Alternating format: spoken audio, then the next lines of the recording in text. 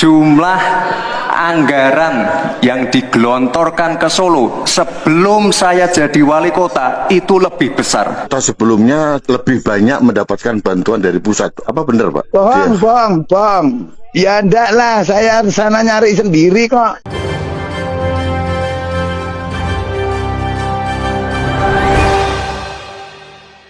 Assalamualaikum warahmatullahi wabarakatuh. Mantan Wali Kota Solo ungkapkan daftar kebohongan Gibran saat debat Cawapres kemarin. FX Hadi Ruyat membantah pernyataan Gibran, yaitu yang merupakan Cawapres nomor urut 2, mengklaim bahwa anggaran pembangunan dari pusat untuk Kota Solo di era kepemimpinannya lebih kecil dari tahun-tahun sebelumnya.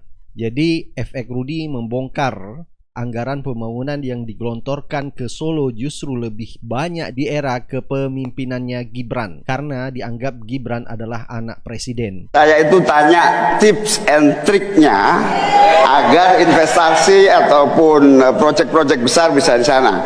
Sebab saya lihat itu ada 32 proyek pemerintahan pusat, ada juga berbagai program-program yang luar biasa. Jumlah anggaran yang digelontorkan ke Solo sebelum saya jadi wali kota itu lebih besar. Saya tahulah ini arah pertanyaannya kemana. Pak, saya singkat aja mau konfirmasi. Gibran tadi malam bilang bahwa wali kota sebelumnya lebih banyak mendapatkan bantuan dari pusat. Apa benar, Pak? Bohong. Ya enggak lah, saya sana nyari sendiri kok. Kalau itu kan dia enggak pernah nyari. Banyak sekarang loh, Pak. Kok dia mengatakan dia lebih banyak, kok yakin, kenapa ya? Ya dia ngawur aja. Karena datanya ada kok. Jadi setiap tahunnya itu saya cari sendiri ke sana. Jadi saya dapat playover mana nih beda tahun. Kalau ini kan 1 tahun blurs gitu. Beda, Pak. Dapat lebih banyak itu. Lebih banyak zaman Gibran ya? Iya, dan APBD saya lebih banyak dibandingkan Mas Gibran. Karena PAD-nya Mas Gibran ini turun. Kalau saya dulu kan kenaikan PAD itu setiap tahun 7%. Kalau Mas Gibran ini hanya 5% aja enggak tercapai. Padahal wisatawan banyak yang di Solo, namun nggak ada hasilnya. Sebetulnya kemarin pertanyaan itu dijawab, ya tipnya ya karena anak presiden itu malah rampung jane. Ya jelas ya, karena Gibran anak presiden sehingga mendapat 32 proyek dari pemerintah pusat, yaitu dibiayai oleh APBN. Dan ini sangat disayangkan ya.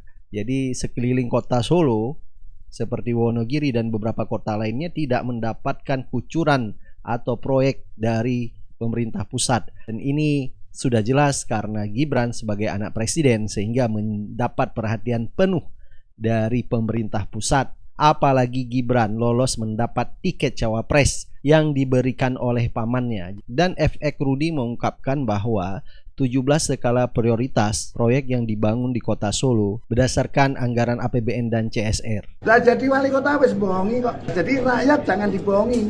Solo aja lah. 17 skala prioritas yang dibuat oleh wali kota itu semua menggunakan APBN dan CSR kok. Masjid atau skala prioritas itu dari mana uangnya? Dari luar negeri. Anak-anak serta kader-kader PD Perjuangan sekarang bangkit karena keculesan dan kebohongan. Seperti contoh di Solo aja lah. 17 skala prioritas yang dibuat oleh wali kota itu semua menggunakan APBN dan CSR kok. Masjid atau skala prioritas itu dari mana uangnya? Dari luar negeri.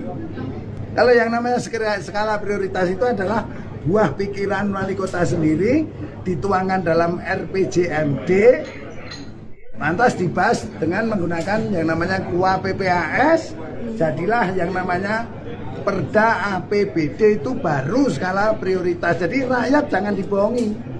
Lah jadi wali kota wis bohongi kok. Karena saya pernah jadi wali kota, sering skala prioritas itu kok yang menggunakan anggaran belanja dan pendapatan daerah Kota Surakarta. Itu namanya skala prioritas. Namun itu saya bantah kalau itu skala prioritas. Itu loh. Dan nilai biar rakyat. Tapi kalau rakyat hanya disuguhi kebohongan-kebohongan terus, anak cucu kita mau makan apa di negeri sendiri? Makanya saya punya pantun. Saya lahir dan dibesarkan di NKRI. Pergi ke sawah menanam padi. NKRI bukan milik pribadi. Rakyat jangan diintimidasi. Jadi ucapan terakhir FX Rudi, rakyat jangan diintimidasi ya. Nah ini ada lagi di mana Gibran membuat kebohongan. Dia mengatakan bahwa wisatawan Solo melebihi daripada Jogja. Nah kalau kita lihat data dan faktanya di lapangan malah sebaliknya. Wisata kita melesat. Kemarin waktu Idul Fitri, kunjungan wisatawan ke Solo melebihi Jogja. Itu impactnya. Kunjungan wisatawan ke Solo melebihi Jogja.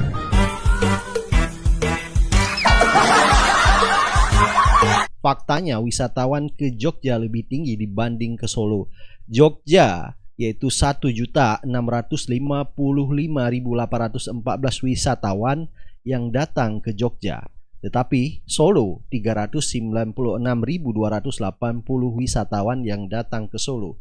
Nah ini jelas sekali bahwa Gibran melakukan kebohongan lagi ya terhadap jumlah wisatawan yang datang ke Solo lebih tinggi daripada ke Jogja. Sepertinya Gibran menganggap bahwa publik tidak mengetahui data-data tentang jumlah wisatawan yang datang ke Solo maupun ke Jogja. Akhirnya pun netizen membongkar fakta tersebut. Nah inilah yang kita sangat sayangkan di acara debat Cawapres kemarin. KPU mengundang panelis hanya untuk mengambil nomor pertanyaan, tidak menanggapi jawaban-jawaban dari kandidat Cawapres ini. Seharusnya panelis memberi komentarnya terhadap argumentasi yang disampaikan oleh Cawapres seperti Gibran, di mana dia melakukan kebohongan dengan mengatakan bahwa jumlah wisatawan Solo melejit daripada jumlah wisatawan di Jogja. Seharusnya dengan adanya panelis bisa menyanggah apa yang disampaikan oleh Gibran dan bisa menanyakan dari mana Anda mendapat data seperti itu. Nah kalau kita lihat panelis fungsinya hanya mengambil nomor, siapapun orang bisa melakukan itu, anak kecil pun bisa melakukan itu. Kehadiran panelis yang diundang oleh KPU kita anggap tidak ada gunanya. Apa yang disampaikan oleh Gibran sepertinya sudah mewarisi dari presiden sekarang, yaitu kebohongan yang diungkapkan ke publik. Dan kalau masih ada masyarakat yang tertipu dengan apa yang disampaikan oleh Cawapres 02, tidak sesuai dengan fakta yang ada, maka kita sangat menyayangkan jika ada orang baik tetapi tidak menjadi pilihan dari rakyat kita. Baik, silakan Anda beri pendapat dan komentar Anda. Kita akan ketemu di video-video selanjutnya. Assalamualaikum warahmatullahi wabarakatuh. Untuk menuju Indonesia emas harus kita siapkan juga generasi emasnya. Makanya ke depan akan kita fokuskan hilirisasi digital. Hilirisasi digital. Di dunia ini yang namanya hilirisasi digital itu tidak ada. Saya seorang akademisi dan saya belajar tentang teknologi. Namanya hilirisasi digital itu buatannya Gibran aja tuh. Oke. Tidak ada yang namanya hilirisasi digital. Yang ada itu adalah digitalisasi.